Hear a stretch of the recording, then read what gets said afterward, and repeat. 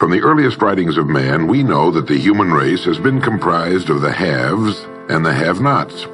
When I was a kid back during the Great Depression, I was obsessed with a desire to know what invisible something separated the haves from the have-nots, being a have-not.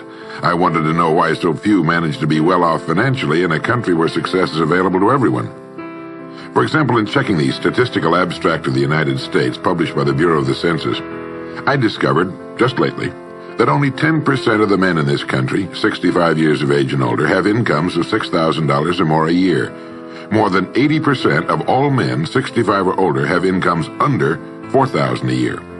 Only 7.6% have incomes between $7,000 and $10,000 a year, and only 3.7% have incomes of $10,000 a year or more. A man starts his working career in his 20s, often earlier. He's fortunate in that he lives in the free world. He has better than 40 years to make the grade financially in the richest country on earth. Yet, according to the statistics, only about 10 out of 100 will be financially secure by the time 65 rolls around, and only about 4 men out of 100 will be financially comfortable. Now, why? Well, let me tell you how to find out for yourself. Conduct your own survey. Start down the street in your neighborhood on any Saturday or Sunday and ask the man of every house 2 questions. The first question is, what are you doing at the present time to increase your income now? That is, how much do you want to earn? And when you've evaluated the blank stare you get in response to that question, ask question number 2, which goes, how much money are you planning to be worth at age 65? Now, when the silence becomes too unnerving, thank him and move on to the next house. Ask 50 men, 100, 1,000, until you're completely convinced that the reason men don't make more money during their working lives, and the reason men aren't financially independent by the time they're 65, is simply that they seldom, if ever, do any constructive thinking on either subject. It's that simple, unfortunately. The reason it's so easy to earn far more money than the average man earns in this country is that so very few, are going about it the right way. This is a race without enough contestants to bother about. The few who are really in the race can all be winners. Some will finish ahead of the others, but even the man who finishes last in this race will be financially secure.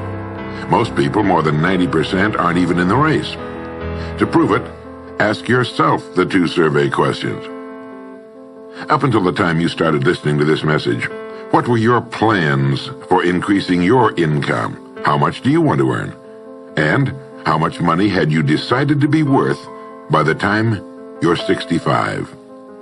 You see, people who earn large incomes aren't lucky, and they're not crooks as those without money are so fond of pretending, nor are they endowed with more brains or talent necessarily than their friends and neighbors, nor are they privy to occult secrets, and only a very few were lucky enough to have had rich fathers or grandfathers.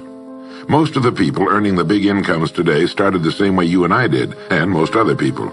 The only difference between the men who earn big incomes and those who earn small incomes is that those earning big incomes decided to earn more. They're the people who made it their business to earn more. You see, a woman who does not think about baking an apple pie for dinner tonight will never think of looking up the recipe for apple pie. Without the decision for pie, there's no motivation for checking out the recipe. A man who does not think about driving his car to St. Louis, Missouri or Nacogdoches, Texas will never get road maps which show how to get to St. Louis or Nacogdoches.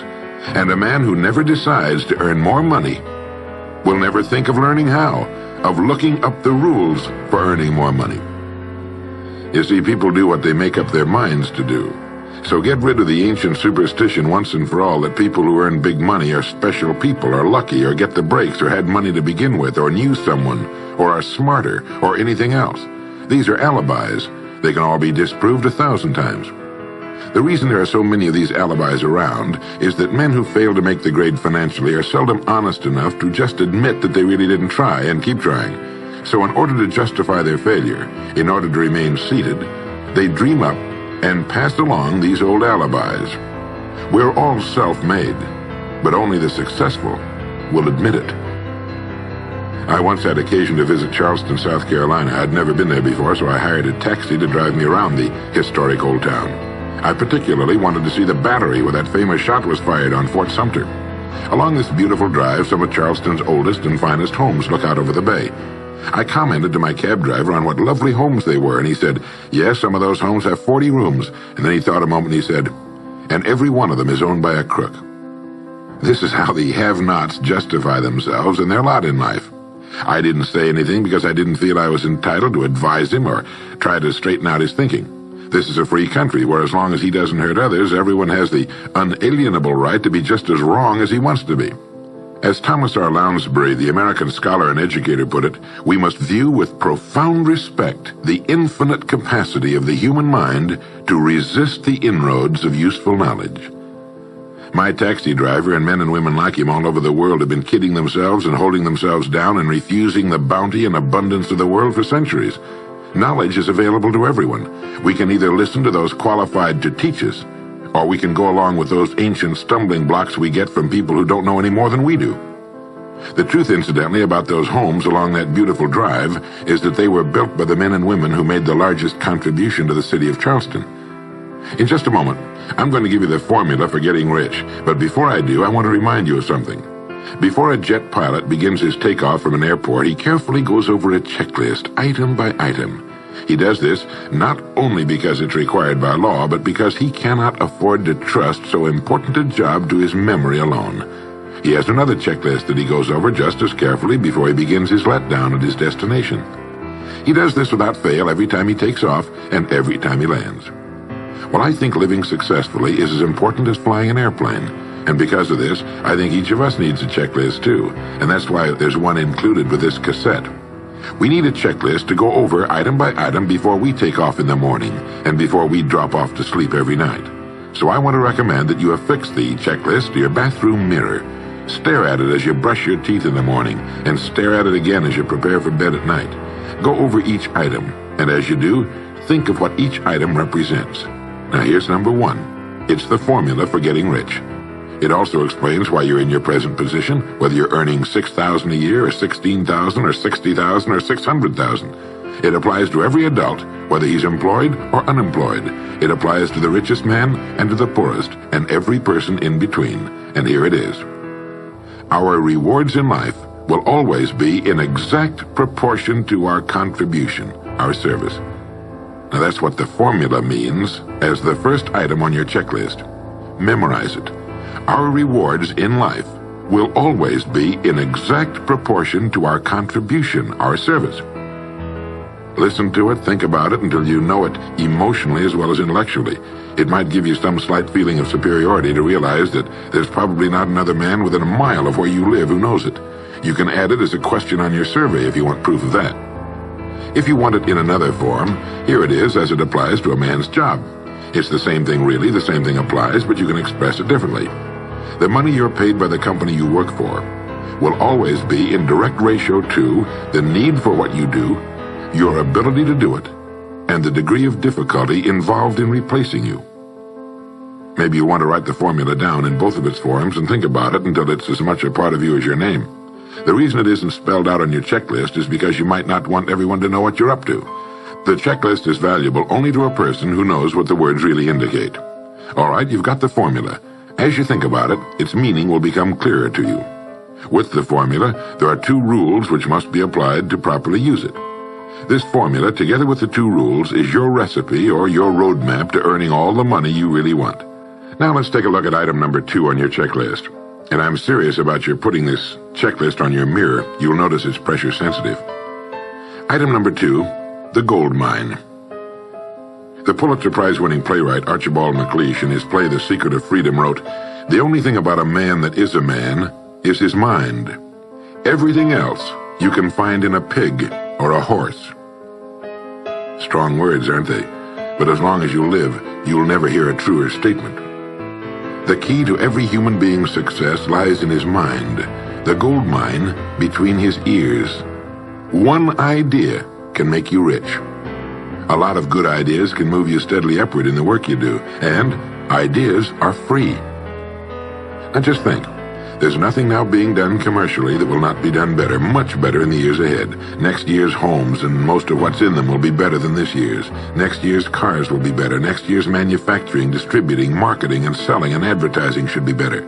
Nothing is now being done as well as it must be done in the future, and every innovation, every new improvement will be somebody's brainchild. Now, what's your specialty? How many good ideas have you come up with during the past year? If you continue on as you have in the past, where will you be and what will you be earning, say, a year from now, 5 years from now? Every day of our lives, we walk or drive by more opportunity than we could develop in a lifetime, in 50 lifetimes. Back in the 20s, Sinclair Lewis wrote that you can kidnap a man, blindfold him, take him to any city in the country with a couple of notable exceptions, put him in a chair in the downtown area, take off his blindfold, and he could sit there a week and not be able to tell you what town he's in. The streets are all alike. The buildings are all alike. The businesses all look alike. This is still largely true today. The reason for this being that most businessmen in this country are playing a game called follow the follower. If a man goes into business, no matter what line it happens to be, the first thing he does is make certain that his place of business, outside and inside, looks exactly like every other place of business of that type in the country. Do you know why? It's because he's been playing copycat since he was a year old and does it without thinking about it. For the same reason kids dress alike in school. He wants to be one of the gang. He doesn't necessarily examine all the business establishments in his field and pattern his on the one outstanding example, the one that inspires him, the one that he can really believe in. He just does what everybody else in his business is doing, and by this simple process, he guarantees his own mediocrity. Whose drum are you marching to, if indeed you're marching to anyone's, and why? Remember, whatever you now do for a living will be done differently, quite differently a few years from now. Never in the history of mankind have the opportunities for all of us been so great. But the great majority of people will be the beneficiaries of progress, not those who bring it about. Which group are you going to belong to? If you want to be a contributor, not just a beneficiary, here's the first rule. It appears on your checklist as the gold mine. So, think. Think deliberately and with a purpose. Use the gold mine between your ears. Begin by thinking at a special time every day.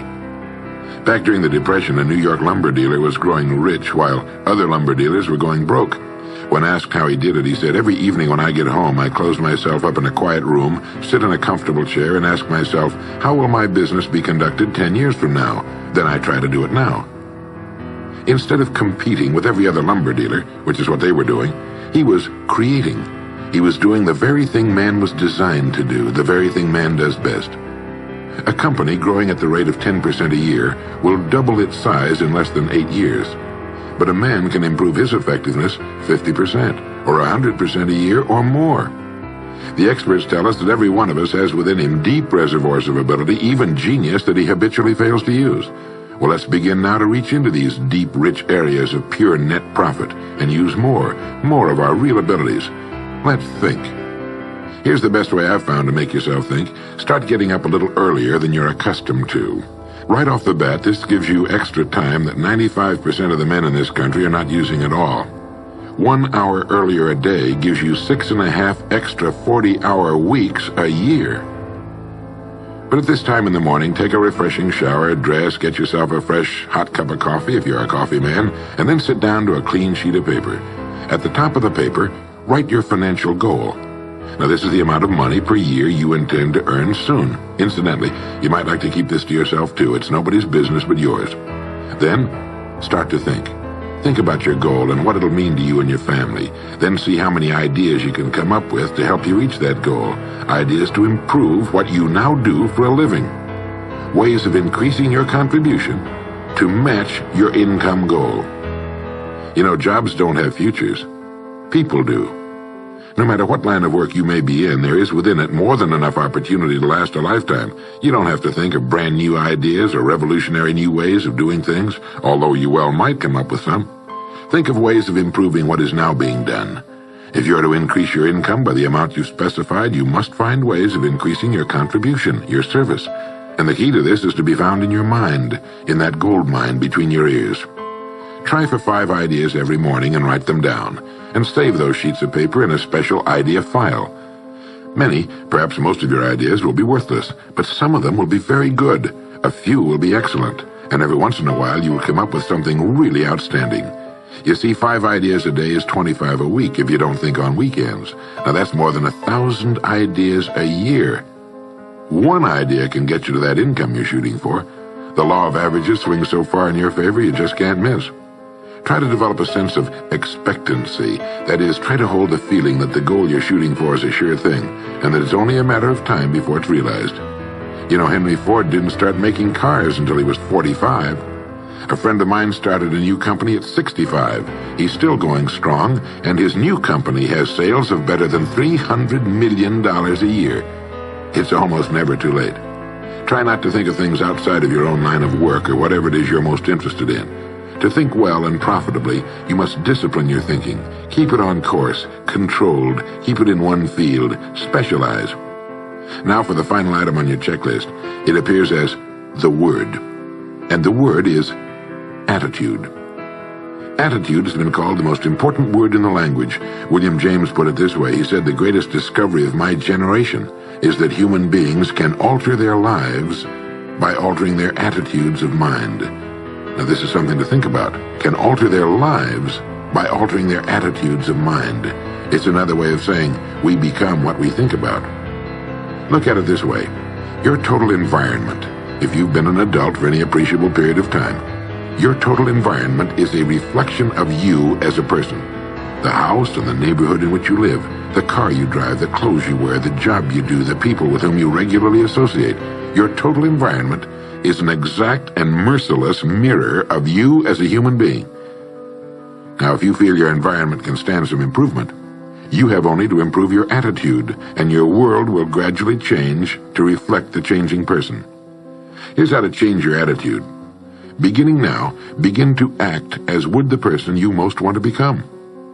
Now that is, if you were already in possession of the goal you're shooting for, how would you conduct yourself in all of your affairs? Well, do it now, and tomorrow, and the next day. Begin now to act the part of the person you most want to become, and you'll end by becoming that person. Subtly, in little ways, in the way you dress, in the way you talk, in the unfailing courtesy you show to every person with whom you come in contact, begin to act the part of the person who has already achieved that which you're shooting for. The German philosopher Goethe gave us the secret when he said, before you can do something, you must first be something. When you behave like the person you most want to become, the things that person would have will tend to come to you. It's simply cause and effect. Don't be in too big a hurry. It takes longer to build a skyscraper than a chicken coop. Build slowly, steadily, and well. Then when you make it, you'll keep it. You'll stay on top. Always be suspicious of the so-called get-rich-quick scheme or sudden success. Never forget that word, attitude. It's your attitude toward the people with whom you come in contact that will determine their attitudes toward you. The person with a great attitude toward life and the world is the person other people call lucky. He's not lucky. He's just using our old friend, cause and effect. His causes are excellent, and his effects have to be just as good. Well, that's it. 3 things to remember. 3 things to practice every day. If you spent 16 hours a day, 7 days a week practicing your golf swing, in a relatively short time you'd have a grooved, beautiful swing like the pros. So practice your new attitude every day, every waking hour. Practice thinking a few minutes every morning, and you'll find yourself thinking all day long. And remember the formula. Our rewards in life will always be in exact proportion to our contribution, our service. Go over the ideas in this message every day until they're as much a part of you as your name and your temporary address. You'll notice that each time you listen, you'll hear something new. You'll get a new idea you failed to get before. This is Earl Nightingale, and thank you.